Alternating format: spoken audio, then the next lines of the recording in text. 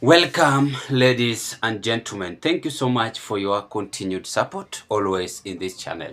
I don't take it for granted.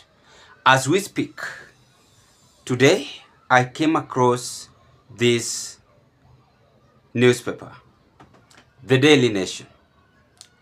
The Daily Nation is having a shocking heading. It is well written. Death toll hits 31.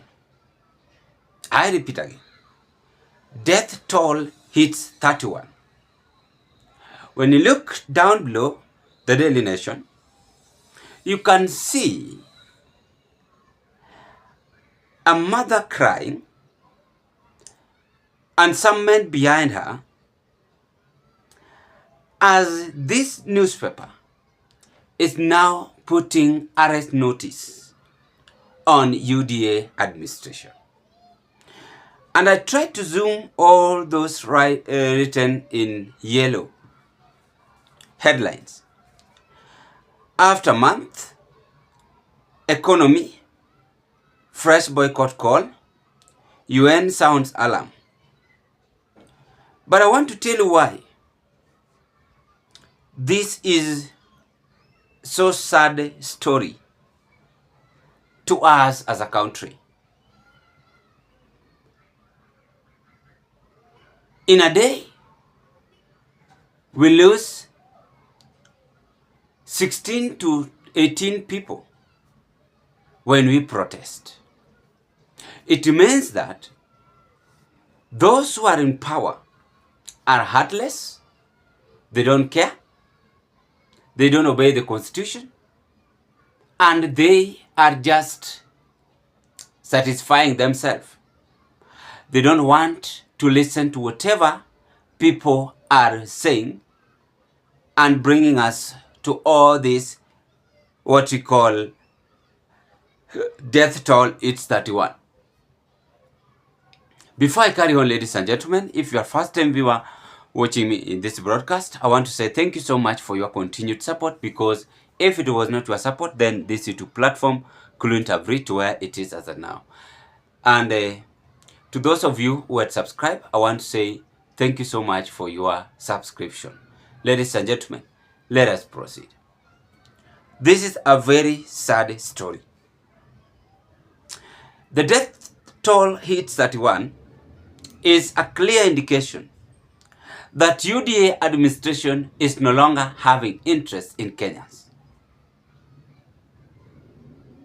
You cannot tell me that this government is not having ears. You cannot tell me that this government is not having those who are supposed to work in this government. It is having active men and women. But they have put it in their mind that if Kenyans demonstrate, the only thing they ought to do is to kill them. If Kenyans demonstrate, the only medicine they can give out to them is to demonstrate with them, hire goons with them. And that is why this photo is now putting arrest notice, because they have evidence, as the Daily Nation is now revealing to us a sad news we are in as a country.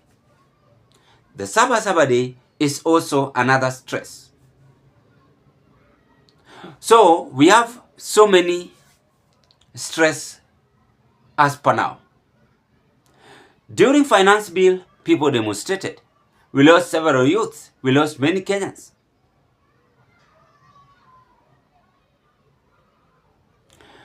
Again, just this year, people demonstrated. We lost some youths. Why will we just kill innocent Kenyans like chickens? Yet they have not done anything wrong. You're the same people who are hiring goons. You're the same people who are using force to attack and kill innocent Kenyans. But the truth of the matter is that those who are dying are not even goons. For instance, that young lady who was just 12 years old, The government of UDA using live bullet to shoot them. I am saying this without fear of contradiction. You are the same government who is complaining that those who are demonstrating were goons. You send police officers and you instruct them to use force.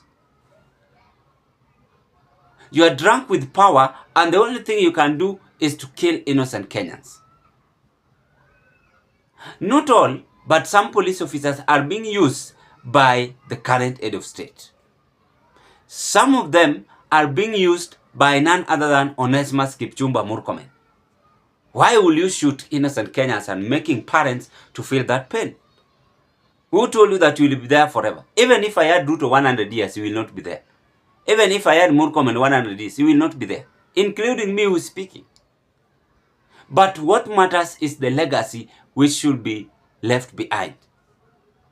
We have failed as a country and we must accept it. Whether we like it or not, we have failed. We cannot make parents to cry anymore. We cannot make youth to cry anymore. We cannot make youth to lose their life anymore. It is guaranteed in the Constitution. Article 1 illustrates that if you are not well eligible to perform your duties in the office, then you should pack and go. That is very well illustrated in the Constitution, Article 1. And that is what we expect William Ruto to do. If he's not ready to serve this country, he ought to resign. Then Article 27 also helps us,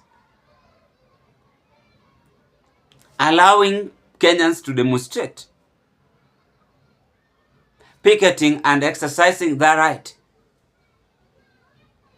if someone is not working or performing well in the office.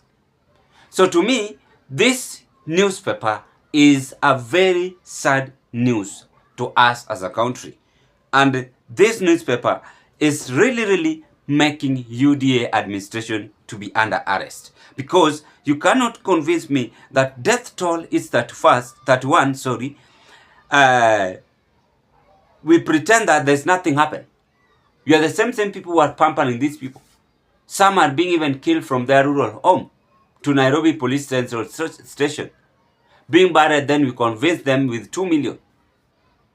If these 3 years Ruto has been in the office, how many Kenyans have lost their life? Just 3 years. In fact, almost now 4. How many Kenyans have lost their life? What about if we give you another second chance? You will even rule 3 people. Then you don't care. We must have that compassionate heart and think power is not permanent. Power will come and go. Everything in this world will come and go. Whether you are rich, whether you are handsome, whether you are beautiful, all is vanity. We are all equal in the sight of God. But the moment we have been given that privilege to rule and work out to perform our duties as leaders, we must now set as a good example by ensuring that each and every Kenyan is protected wherever he or she is. In any case, she demonstrates, she has that right to demonstrate, but not to kill and make our parents to cry, not to kill our parents, not to kill the youth, not to kill the future generation. It is wrong.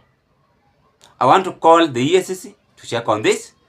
The United Nations must also chip on this. The ICC must also chip on this. If it is a matter of even arresting Kenyans, those who are involved in this, then they are supposed to, because it is getting too much. No one is above the law, and they must face this wrath. Ladies and gentlemen, what are your take? I rest my case at this point. I wish you all the best, and thank you so much for your continued support.